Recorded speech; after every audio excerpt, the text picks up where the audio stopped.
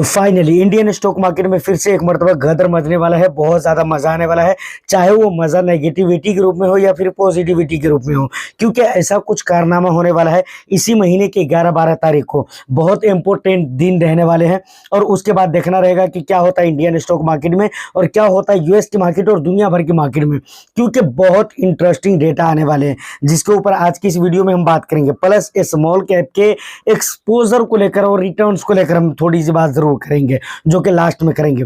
तो overall video बहुत interesting होगी। बस एक लाइक कर दीजिए, शेयर कर दीजिए। चैनल को अगर अभी तक आपने सब्सक्राइब नहीं किया है तो चैनल को भी जरूर सब्सक्राइब कर ले, क्योंकि आपको पता है कि भाई बीफ इन्फ्लुएंसर पे सिर्फ हम यहाँ पे कंटेंट नहीं देते बल्कि बिलीव भरोसा भी देते हैं।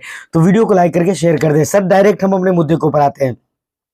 जैसा कि आपको पता है कि मैंने 11-12 तारीख वीडियो में सबसे पहले मैंने शुरुआत इसी वर्ड से किया है, ठीक है ना, इसी सेंटेंस से। तो यहाँ पर 11-12 तारीख को ऐसा क्या खास होने वाला है जिसकी वजह से बहुत खास दिन रहने वाला है ये दोनों दिन। देखिए असल में मामला यह है कि इंडिया का जो इन्फ्लेशन का डेटा है वो आपको पता है कि इससे पहले वाला जो इन्फ्लेशन का डेटा आया था वो काफ़ी कम आया था। इतना कम आया था कि बहुत सारे लोग वहाँ पर ये कह रहे थे कि भाई ये ज़रूरत से ज़्यादा कम हो गया, मतलब इतना ज़्यादा कम भी नहीं होना चाहिए। उसके बाद इंटरेस्टिंग बात यह है कि हमारे इंडिया के अंदर लगातार रेट कट हो रहे हैं टाइम टू टाइम। अब फिर से इन्फ्लेशन का डेटा आने वाला है कब? 12 तारीख को इंडिया का।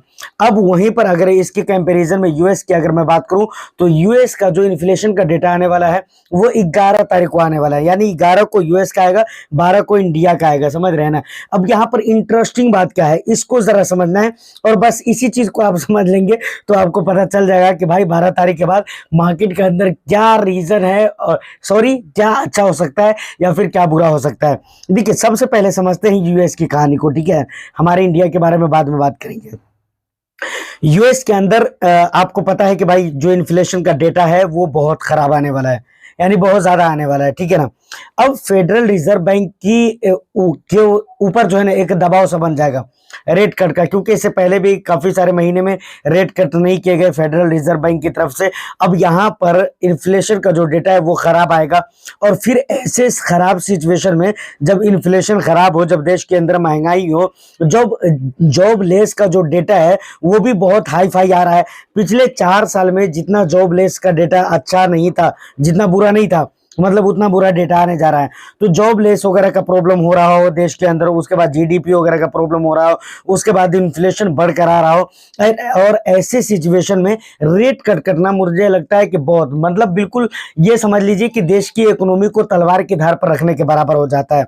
तो यूएस के लिए ये सारी कहानी होने वाली है, क्योंकि यूएस में जॉब लेस का जो डेटा है वो भी बहुत बुरा निकल कर आया, ठीक है, पिछले 4 साल के निचले स्तर पे है। उसके बाद अगर बात की जाए इन्फ्लेशन में बहुत ज्यादा बढ़कर आने वाला है, क्योंकि काफी सारी चीजों के ऊपर बहुत ज्यादा टैरिफ लगा कर रखा हुआ है। तो ये रीजन है जिसकी वजह से भाई वहां का जो इन्फ्लेशन का डेटा है वो बढ़कर आएगा। लोग सामान खरीदना वहां पसंद नहीं कर रहे हैं, महंगाई इतनी ज्यादा हो जाएगी और हो गई है। तो ये सारे रीजन है। तो ये एक तरह से ये कह लीजिए कि भाई यूएस अपनी इकोनॉमी को और अपने देश को तलवार की नोक पर रखने वाला है, ठीक है। खैर ये देखना इंटरेस्टिंग रहेगा कि डेटा क्या निकल कर आता है। ये एग्जैक्ट नहीं है कि बहुत महंगाई निकल कर आएगा या बहुत बुराई निकल कर आएगा, लेकिन हाँ कुछ सिचुएशन, कुछ ऐसे रीजन है जिसकी वजह से मुझे ऐसा लग रहा है, जिसकी वजह से मैं आपको ये चीज बता रहा हूँ। अब अगर इंडिया की अगर मैं बात करूँ तो देखिए इंडिया के अंदर अगर पहले से जॉब का अगर डेटा देखे तो बहुत ज्यादा बुरा नहीं है, ठीक है ना, जॉब लॉस का डेटा। उसके बाद दूसरे नंबर पे अगर आप इन्फ्लेशन को देखेंगे तो वो भी ठीक ठाक है, बल्कि जरूरत से ज्यादा कम आ गया था, जैसे कि मैंने पीछे आपको बताया है। तो यहाँ पर रेट कट 100% का जो 100 बीपीएस का जो रेट कट है वो तो ऑलरेडी हो चुका है। और फिर रिजर्व बैंक ऑफ इंडिया ने कहा था कि भाई ऐसा है कि 100 बीपीएस के रेट कट हम आगे करेंगे या नहीं करेंगे, इसके ऊपर हम हालात और सिचुएशन को देखते हुए डिसीजन लेंगे। अब अगर हालात और सिचुएशन को देखा जाए तो मुझे लगता है कि इंडिया के अंदर अगर 100 बीपीएस का रेट कट हो जाता है तो कोई दिक्कत वाली बात नहीं है, क्योंकि भाई इन्फ्लेशन ऑलरेडी बहुत ही ज्यादा संतुलन में है। तो यहाँ पर जरूरत है कि थोड़ा बहुत इन्फ्लेशन बढ़े, ये जरूरत है। बल्कि देखिए अब यहाँ पर आपको ध्यान देने की जरूरत है, समझने की जरूरत यह है कि भाई यूएस का जो डेटा है वो खराब आने वाला है, और फेडरल रिजर्व बैंक की तरफ से पता नहीं रेट कट किया जाता है या नहीं किया जाता है। तो वहां एक तरह से ये कह लीजिए कि भाई वहां पर बुराई होगी और यूएस की मार्केट के अंदर बुराई होगी। लेकिन इंडिया के एंगल से अगर हम देखें तो इंडिया के अंदर रेट कट किया अगर जाए तो ये बिल्कुल मुनासिब होगा और इंडिया के लिए अच्छा भी होगा। तो यहाँ पर रेट कट होगा, यहाँ पर रेट कट होना बेहतर रहेगा और वहां पर बेहतर नहीं रहेगा। अगर हो भी जाता है तो उसका और भी ज्यादा नुकसान रहेगा। तो अब सवाल ये आता है कि वहां की मार्केट अगर खराब हुई या यूएस की अगर हालत खराब हुई तो क्या इंडिया सिर्फ अपने अंदर में रेट कट करके क्या सुख चैन से रह पाएगा? क्या यहाँ पर ठीक ठाक सुख शांति बनी रहेगी? तो यहाँ पर मैं ये कहना चाहूंगा कि ठीक है, कुछ ऐसे सेक्टर्स हैं इंडिया के अंदर जो जहां पर अच्छाई उसकी देखेगी, लेकिन कुछ ऐसे सेक्टर्स हैं जहां पर प्रॉब्लम भी देखने को मिल सकता है, ठीक है ना। और जैसे मैं आपको आईटी वगैरह की अगर बात कर लीजिए तो आपको पता ही है कि भाई आईटी की जो ज़्यादातर सर्विसेज होती है वो यूएस यूरोप के देश में सेल होती है, तो जिसकी वजह से वहां पर आईटी सेक्टर में बहुत ज़्यादा बुराई देखने को मिलेगी और इसीलिए इंडियन आईटी में भी आपको प्रॉब्लम देखने को मिलेगा आने वाला समय में, ठीक है ना। यूएस की वजह से, रीजन इज यूएस, ठीक है। उसके बाद अगर हम बात करें वो सेक्टर जो खुद इंडिया के ऊपर डिपेंडेंट है या फिर यूएस और यूरोप के अलावा किसी और भी कंट्रीज के ऊपर डिपेंडेंट है, तो वहां पर प्रॉब्लम होंगे लेकिन थोड़े कम होंगे। प्रॉब्लम इसलिए होंगे कि भाई यूएस के मार्केट में जब भी प्रॉब्लम होता है तो आपको मालूम है कि पूरी दुनिया के मार्केट के लिए एक सिग्नल सा हो जाता है वो, ठीक है ना। अगर अच्छाई है तो अच्छाई के रूप में, बुराई है तो बुराई के रूप में। तो इसलिए मैं आपको ये चीज कह रहा हूं। अब यहाँ पर इंडियन स्टॉक में निवेश करने वाले इन्वेस्टर्स के लिए या फिर म्यूचुअल फंड स्कीम के जरिए निवेश करने वाले इन्वेस्टर्स के लिए कुछ जरूरी बातें हैं जो कि ध्यान में रखने चाहिए। इससे पहले भी अगर आप रेगुलर मेरे को फॉलो कर रहे हैं और वीडियो अगर आप बी फाइनेंसर का देख रहे हैं तो आपको पता होगा, इससे पहले भी मैंने कहा हुआ था कि देखिए आईटी सेक्टर के पर्टिकुलर किसी भी स्टॉक की मैं बात कर रहा हूं, वहां पर अगर एक साथ बहुत सारे पैसे इकट्ठे आप निवेश करने वाले हैं तो ये चीज आपको नहीं करना चाहिए। और फिलहाल का जो सिचुएशन क्रिएट होने वाले हैं या फिर फिलहाल के जो मार्केट के सिचुएशन है, ऐसे हालात ऐसे सिचुएशन में तो और भी नहीं करना चाहिए, बल्कि बहुत ही कम मात्रा में अपने पैसों को आप निवेश कर सकते हैं। आईटी सेक्टर, फार्मास्यूटिकल हो गया, इस तरह के जो सेक्टर्स है वहां पर, समझ रहे, टेक्सटाइल हो गया, तो इन जगहों पे कपड़ा वगैरह उसी में आ जाता है, ठीक है ना, टेक्सटाइल के अंदर ही आ जाते हैं।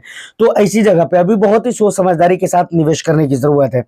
म्यूचुअल फंड स्कीम के अंदर अगर आप निवेश करना चाहते हैं तो आप ऐसे म्यूचुअल फंड स्कीम के अंदर निवेश कर सकते हैं जहां पर क्या कहते हैं कि आईटी का एक्सपोजर ज्यादा लिया गया हो, लेकिन पर्टिकुलर एक थीम जो कि एक आईटी है, समझ रहे हैं, उस थीम के ऊपर काम करने वाली है, उस थीम के स्टॉक्स के ऊपर, कंपनीज के स्टॉक्स के ऊपर निवेश करने वाले थेमेटिक सेक्टर फंड के अंदर अगर आप निवेश करने के मूड माइंड में है तो मुझे लगता है कि वहां पर भी आपको बहुत ज्यादा पैसे निवेश नहीं करना चाहिए। जबकि म्यूचुअल फंड स्कीम की अगर मैं बात करूं तो वो डाइवर्सिफाइड होते हैं, तो ऑफ कोर्स वहां पर आपको ऐसा लग सकता है कि कर सकते हैं, लेकिन ना करना ज्यादा बेहतर रह सकता है मेरे ओपिनियन के हिसाब से। तो यहाँ तक ये सारी बातें आपको उम्मीद है कि समझ में आ चुकी होगी। देखिए ये सारा मामला, सारा खेल चल रहा है ट्रम्प की वजह से। वो चाहे तो बंदा कुछ ही दिनों, 1 से 2 दिन 4 दिन के अंदर सारी चीजों को ठीक कर सकता है, लेकिन वो चाहता नहीं कि ठीक करना है, ठीक है, क्योंकि उसका आखिरी टर्म है, तो वो चाहता है कि भाई यूएस को बुरा कर ही जाना है। अब देखिए स्मॉल कैप के अंदर अगर हम एक्सपोजर की बात करें तो मैं यही कहता हूं कि अगर आप बहुत ही लंबे समय, एटलीस्ट अगर आप 8 साल 10 साल के लिए निवेश कर रहे हैं तो वहां पर आप ज्यादातर एक्सपोजर स्मॉल कैप के अंदर कर सकते हैं अपनी पोर्टफोलियो का, ठीक है, राइट, कोई दिक्कत नहीं है, आप कर सकते हैं। और क्योंकि देखिए एक तो लंबा समय है, तो भाई लंबा समय की वजह से आप रिस्क तो ले ही सकते हैं। और बात रही मार्केट के अंदर वोलेटिलिटी, तो 2-3 साल में आते रहते हैं, ये सारी चीजें होती रहती है। 2-3 साल में तो एक बड़ी गिरावट जरूरी हो जाती है, बहुत हाई फाई वाली गिरावट, तो उन चीजों को लेकर चलना नहीं है, ठीक है ना, वो चीजें होती रहती है। पास्ट में जो भी डेटा है अगर आप उठाकर देखेंगे 2008 का है, 1999 का है, 1996 का है, उसके अलावा जो भी डेटा है उसको जब आप उठाकर देखेंगे तो आपको पता चलेगा कि भाई जब भी मार्केट के अंदर क्राइसिस आई या रिसेशन आया, जो भी आया देश के अंदर, उसके बाद मार्केट रिकवर होता है। ऐसा नहीं कि मार्केट रिकवर नहीं होता, मार्केट रिकवर होता है। तो अगर आप इस तरह के लॉन्ग टर्म के लिए, मतलब 8-9 साल या उससे ऊपर के लिए निवेश कर रहे हैं, तो ऑफ कोर्स आप maximum of exposure small cap, mid cap के अंदर कर सकते हैं या माइक्रो कैप के अंदर कर सकते हैं। जबकि यहाँ पर कुछ और भी चीजें होती है, कुछ क्या मतलब बहुत सारी चीजें होती है जिसका ध्यान रखना पड़ता है कि भाई आपको एक्सपोजर कहाँ पर कितना करना चाहिए, ठीक है ना, कहाँ पर आपको कितना पैसा निवेश करना चाहिए, किस मार्केट के में कितना आपको डालना है। लेकिन अगर मैं टाइम के एंगल से सिर्फ देखता हूँ तो इसलिए मैं आपको ये चीज कह रहा हूँ, ठीक है ना। और लॉन्ग टर्म में देखिए स्कीम वाइज तो या स्टॉक वाइज तो मैं यहाँ पर नहीं बात करूंगा, लेकिन ओवरऑल अगर इंडेक्स वाइज अगर मैं बात करूँ तो ज्यादा नहीं, 5 साल का डेटा मैं पकड़ कर चलता हूँ तो स्मॉल कैप, मिड कैप का जो रिटर्न है वो आप देखेंगे तो 20% से ऊपर है। आपको बराबर बताया जाता है ना 12% 14% का रिटर्न्स मिलेगा, वो लॉन्ग ड्यूरेशन में मिलते हैं, ठीक है ना।